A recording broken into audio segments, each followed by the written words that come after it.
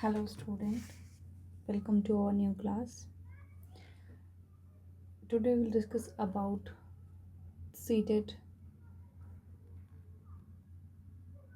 2023 question paper solution and इस video में हम साइंस पार्ट करेंगे।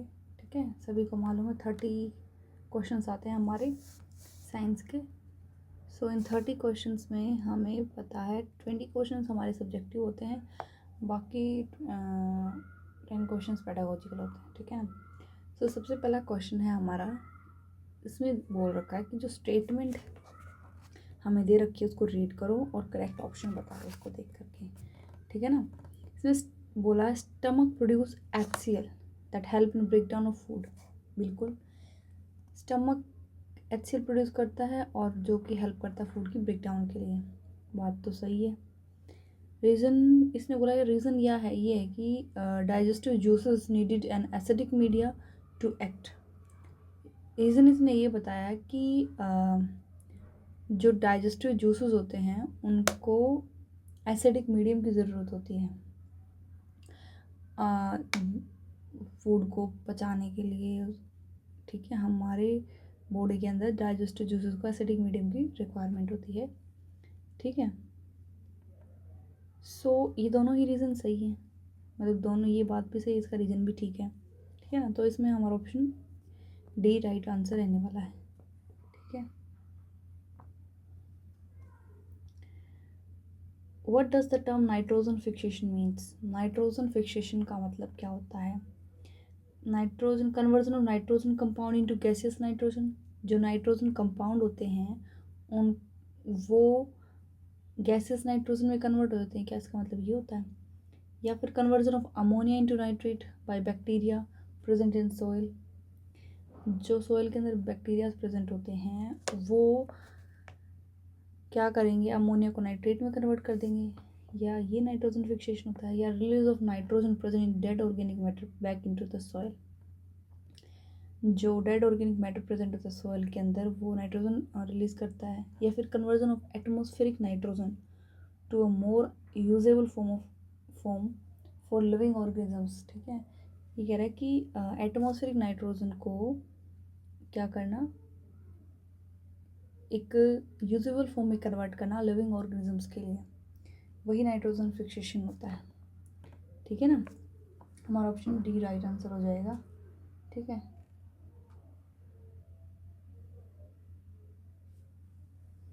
नेक्स्ट क्वेश्चन है, eight which of the following position does a spring have the list potential energy. इसमें पूछा है इनमें से कौन सा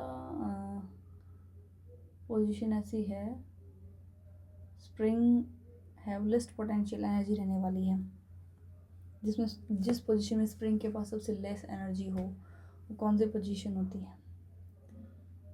spring is neither compressed nor pulled and is lying on the ground. ना तो उसको कंप्रेस किया गया ना पुल किया गया, ग्राउंड के ऊपर एज इट इज़ रखा हुआ है। या फिर सेकेंड ऑप्शन है, spring is compressed to the minimum and is lying on the ground.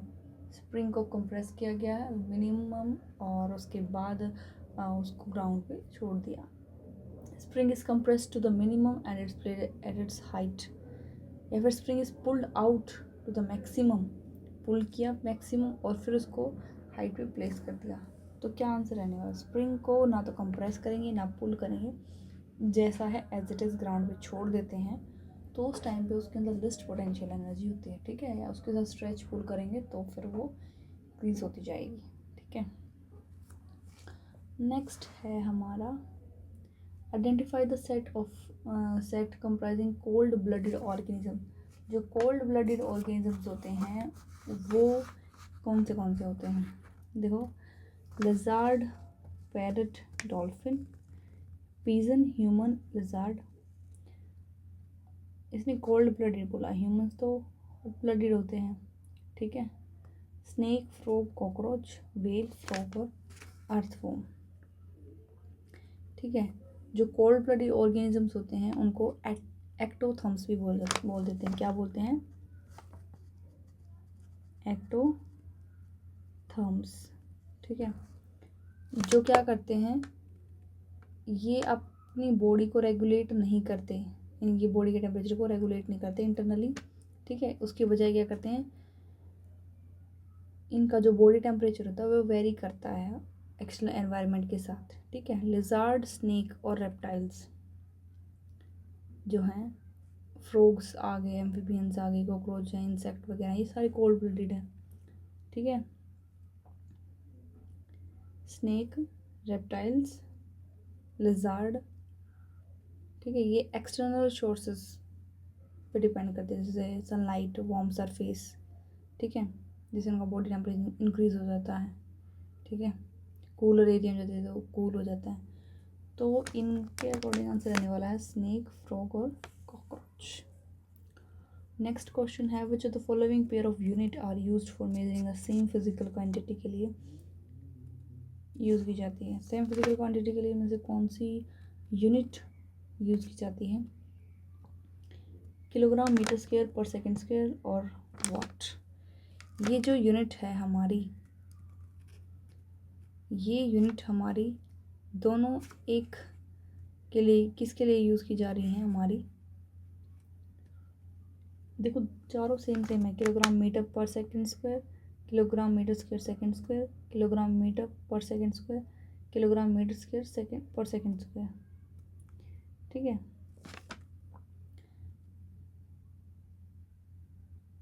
ये दोनों ही यूनिट वर्क के लिए यूज़ की जाती हैं, ठीक है ना। नेक्स्ट है हमारा, ये हमें पैराग्राफ पढ़ना है, ऑप्शन हमें सेट के अंदर से ढूंढने हैं, ठीक है। During fertilization, sperm cell from father and egg cell of the mother. Fertilization में क्या होता है, स्पर्म फादर का एग सेल मदर की फ्यूज़ करते हैं, और फ्यूज़ होने के बाद क्या बनाते हैं, जाइगोट, ऑफ कोर्स जाइगोट बनाते हैं, ठीक है ना। नेक्स्ट उसके बाद क्या बनता है, तो यहाँ पे आने वाला हमारा zygote. The cells begins to develop into different organs and tissues. में ये सेल्स क्या हो जाएंगी, डेवलप होना शुरू हो जाएंगी। ये जो डेवलपिंग स्ट्रक्चर है उसे हम क्या बोलेंगे, एम्ब्रियो, ठीक है। ये डेवलपिंग स्ट्रक्चर एम्ब्रियो होती है, ठीक है। Gets embedded in the wall of uterus, वहाँ पे यूट्रस की वॉल पे जाके एम्बेडेड हो जाएगा। अभी जो स्टेज होती है, the stage of foetus in which all body parts can be identified as called, क्या कहा जाता है उसे,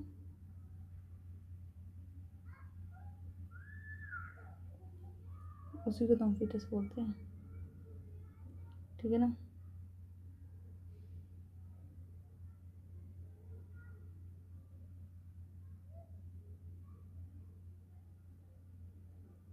तो हमारा राइट आंसर होने वाला ये।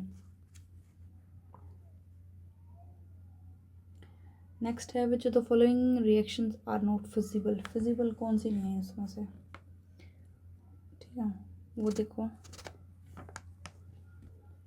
PbSO4 प्लस Fe, इसमें फिजिबल है। अगर देखो इसमें जो आयरन है वो मोर रिएक्टिव है लेड से, इसने नोट बोला है PbSO4, और ये तो फिजिबल है क्योंकि आयरन ज़्यादा रिएक्टिव है, ये इसकी जगह रिप्लेस कर देगा इसको। Al प्लस CuSO4 ये भी है क्योंकि एल्यूमिनियम मोर रिएक्टिव है कॉपर से, ये भी ज़्यादा रिएक्टिव है। जिंक प्लस CaSO4 ये फिजिबल नहीं है क्योंकि जो जिंक है वो मोर रिएक्टिव नहीं है कैल्शियम से। मैग्नीशियम वाले केस में है, ठीक है, मैग्नीशियम है ज़्यादा रिएक्टिव जिंक से, सो ये भी फिजिबल है। तो ये वाला हमारा राइट आंसर रहने वाला है ऑप्शन सी, ठीक है ना।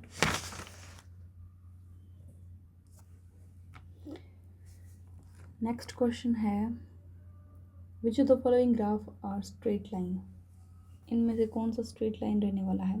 Distant time graph of body at rest, जब कोई बॉडी रेस्ट पे हो तब। हाँ, velocity time graph of body moving with uniform acceleration के साथ मूव कर रहा है तो स्ट्रेट लाइन नहीं रहने वाला।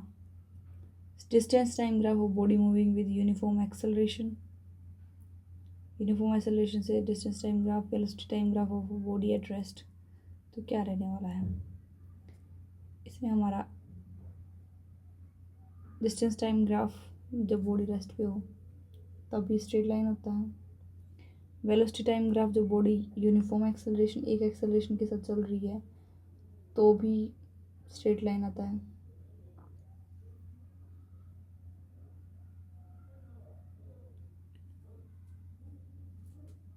Velocity time graph of body at rest.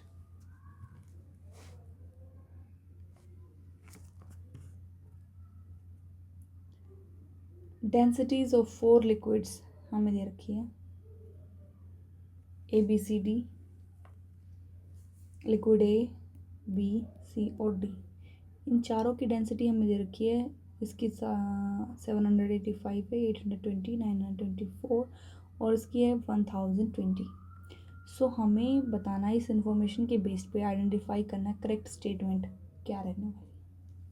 An object that float in liquid यानी कि C मे और may not float in liquid A।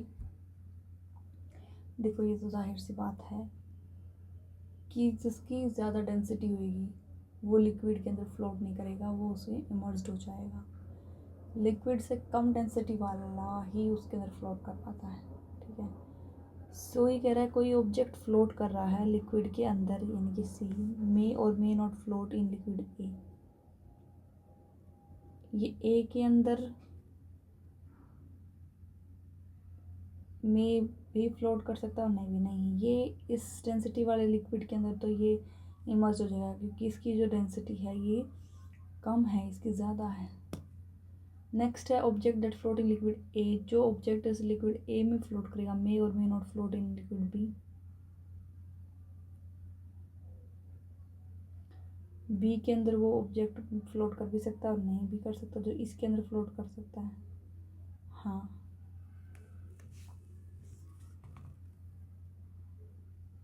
Next है object that float in liquid B, जो लिक्विड B के अंदर फ्लोट कर रहा है surely float in liquid A।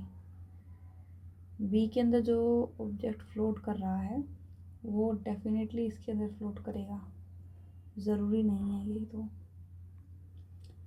An object that float in liquid C surely float in liquid B, जो C के अंदर फ्लोट कर रहा है वो B के अंदर तो करेगा ही करेगा।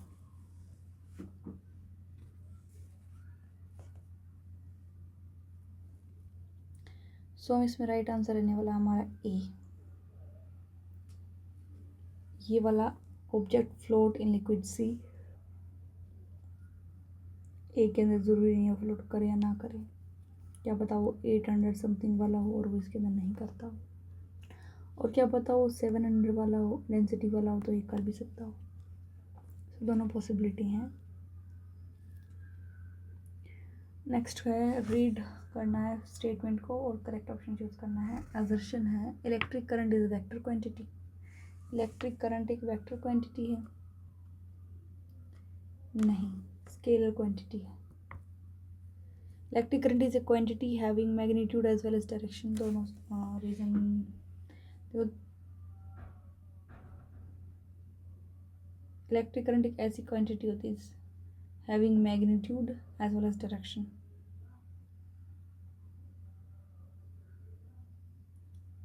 दोनों हैं।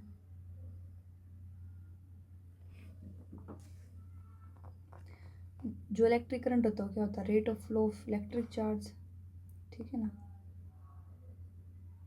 इसके पास मैग्नीट्यूड एंड डायरेक्शन है लेकिन फिर भी ये वेक्टर क्वांटिटी नहीं है, ये स्केलर क्वांटिटी है, क्योंकि और जो वेक्टर्स होते हैं इसमें करंट जो है वो flow law of vector addition को फॉलो नहीं करता, ठीक है ना। सो जब भी टू करंट मीट करते हैं किसी भी जंक्शन के ऊपर, वो ऐड होंगे सब्ट्रैक्ट होंगे, उनके मैग्नीट्यूड वैल्यू आएगी कुछ ना कुछ, उनकी डायरेक्शन से कुछ नहीं रहने वाला। सो यहाँ पे जो रीज़न दे रखा है इलेक्ट्रिक करंट के बाद दोनों है मैग्नीट्यूड डायरेक्शन, ये चीज़ तो दोनों है, ये तो ट्रू है, लेकिन क्वांटिटी है सिर्फ मैग्नीट्यूड डायरेक्शन, ज़रूरी नहीं कि वो वेक्टर ही हो, ठीक है ना। सो इसमें रीज़न ट्रू है लेकिन ये वाली स्टेटमेंट गलत है। नेक्स्ट है which of the following cell originally contain their own DNA. हाँ, इसमें से कौन सी सेल ओरिजिनली होती है जिसके पास खुद का डीएनए होता है, बताओ। ऑफ कोर्स माइटोकॉन्ड्रिया या न्यूक्लियस या प्लास्टिड वैक्यूल। देखो इसमें ऑप्शन रहने वाला है प्लास्टिड, माइटोकॉन्ड्रिया और न्यूक्लियस, इन सभी में होता है, ठीक है। माइटोकॉन्ड्रिया तो है ही, प्लास्टिड्स और न्यूक्लियस भी होते हैं, इनके पास खुद का डीएनए होता है। Which of the following statement about the cell of the living organism is correct. मेरा है इनमें से लिविंग ऑर्गेनिज्म सेल के बारे में कौन से स्टेटमेंट ऐसे जो करेक्ट है। All are microscopic and can not be seen with a naked eye. ये सारे माइक्रोस्कोपिक होते हैं, इनको हम देख नहीं सकते नेक्ड आई से। All have cell wall, all have a nuclear membrane, all have a cell membrane। देखो इसमें जो दे रखा है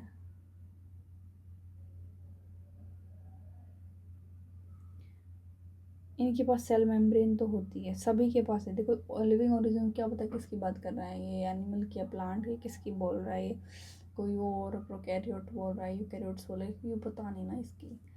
सो इस वजह से सेल मेम्ब्रेन तो सभी में है, ठीक है ना। ना सेल वॉल बता सकते हम, ना न्यूक्लियर मेम्ब्रेन बता सकते इसमें। ये मतलब अगर प्लांट का स्पेसिफिक प्लांट बोला होता तो सेल वॉल भी था इसमें, लेकिन ना प्लांट का नाम लिया ना एनिमल का नाम लिया। So right answer is D. Select the set that correctly match the type of waste given in the column A with the approximate time taken by its decompose, which is given in column 2. इसने बोल रखा है plastic बोतल। Plastic बोतल को decompose होने में कितना टाइम लग जाता है आपके अकॉर्डिंग। तो जो प्लास्टिक है वो काफ़ी ज़्यादा टाइम लेता है डिग्रेड होने में। इनमें से सबसे ज़्यादा टाइम देख लो किसका, ठीक है।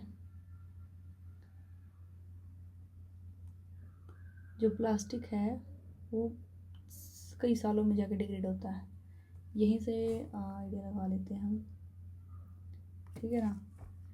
फर्स्ट का 5, इसमें से देख लो कौन से का 2 के हैं, यानी कि ये भी कैंसिल, ये भी कैंसिल, ये 2 के हैं, ठीक है ना। यानी कि सिल्क स्कार्फ जो है वो एक नेचुरल प्रोटीन फाइबर होता है, ये भी लंबा टाइम होता है लेता है डिकम्पोज होने के लिए, लेकिन जो प्लांट वेस्ट फाइबर्स होते हैं उनसे कम। जैसे कॉटन होता है, ये प्लास्टिक से कम टाइम लेता है,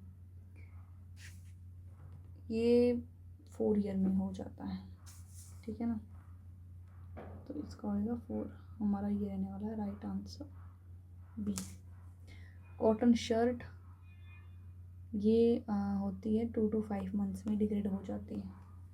बनाना पील ये तो और जल्दी हो जाता है 1 to 2 वीक में, okay. And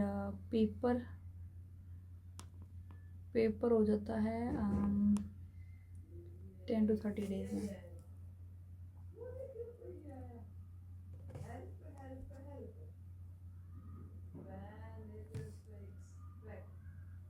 A feather of mass 15 gram is dropped from a height। feather जो है उसका 15 ग्राम मास है, उसको किसी हाइट से छोड़ दिया।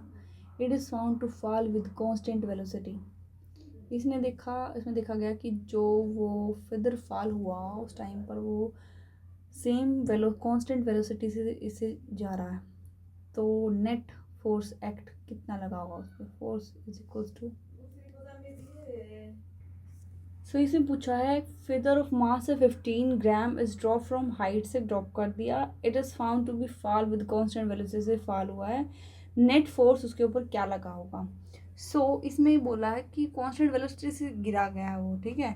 सो इसका मतलब कि वो उसकी टर्मिनल वेलोसिटी पे पहुंच गया है। उसकी जो टर्मिनल वेलोसिटी थी जो उस टाइम पर अपवर्ड फोर्स जो होता है फिदर्स के ऊपर जो लगा है उतना ही डाउनवर्ड फोर्स लगा है, ठीक है। सो जो नेट फोर्स रहने वाला है इसमें 0 रहेगा, ठीक है ना। जितना ग्राउंड से ऊपर लगा उतना ही नीचे लगा, तो फोर्स नेट 0 हो गया। एन आयन X3 प्लस है, ये इधर थोड़ा सा कम दिख रहा है, ये प्लस है, ये is obtain from element X। कोई एलिमेंट X है, उसे 3+ हमें आयन ऑब्टेन हुआ है, उसका एटॉमिक मास 27 है। मास 27 है तो नंबर क्या रहा होगा, क्या नंबर है इसका मतलब उसका एटॉमिक नंबर 13 रहा होगा, राइट, या 14? 13 रहा होगा ना। So number of proton, electron, neutron in X3+ के अंदर क्या रहेंगी, इलेक्ट्रॉन, प्रोटॉन और न्यूट्रॉन कितने रहने वाले हैं उसके अंदर। देखो जो नंबर ऑफ प्रोटॉन होते हैं वो इक्वल टू एटॉमिक नंबर होता है। एटॉमिक नंबर कितना है 13, तो नंबर ऑफ प्रोटॉन भी कितने होंगे 13, ठीक है। और जो नंबर ऑफ इलेक्ट्रॉन होते हैं वो नंबर ऑफ एटॉमिक नंबर की इक्वल होता है वो भी, यानी कि नंबर ऑफ इलेक्ट्रॉन भी कितने रहेंगे 13, क्योंकि जो न्यूट्रल आइटम होता है उसमें इक्वल नंबर में प्रोटॉन होते हैं, इक्वल नंबर में इलेक्ट्रॉन होते हैं, राइट।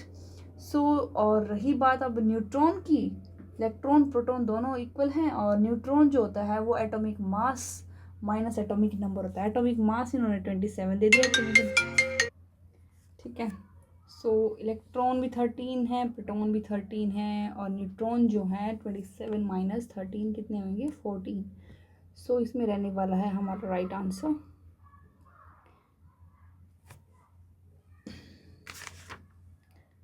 13, 10 और 14, ठीक है। 10 कैसे हुए, ये 3+ चार्ज है ना, हमें उसके लिए निकाला ना X+3 के लिए, इसलिए 3 रिमूव हो जाएंगे, ठीक है ना। नेक्स्ट क्वेश्चन है हमारा, identify the set comprising plant that are bisexual flowers. जिसमें बाइसेक्शुअल फ्लावर्स होते हैं, कौन से प्लांट्स होते हैं भाई बताइए। मस्टर्ड, रोज़, पिट्यूनिया। मस्टर्ड, रोज़ और पिट्यूनिया, इनमें बाइसेक्शुअल फ्लावर्स होते हैं, जिसमें ये परफेक्ट फ्लावर्स होते हैं, इसमें बहुत मेल और फीमेल जो है रिप्रोडक्टिव पार्ट होते हैं, ये सेम फ्लावर पे होते हैं, मस्टर्ड, रोज़ और पिट्यूनिया में, ठीक है। कुकुम्बर और पपाया में भी होता है बाइसेक्शुअल फ्लावर्स, ठीक है। ये यूनिसेक्शुअल फ्लावर्स पे भी कर सकते हैं, बाइसेक्शुअल दोनों पे भी कर सकते हैं, ठीक है ना। इसलिए स्पेशल बाइसेक्शुअल बोला ना, अगर दोनों बोलते तो ये राइट आंसर आ जाता हमारे कुकुम्बर पपाया वाला, अदरवाइज यही रहना। आइडेंटिफाई द इनकरेक्ट स्टेटमेंट हमें निकालनी है। Clay soil is better aerated than loamy soil. Clay soil is more fertile as compare to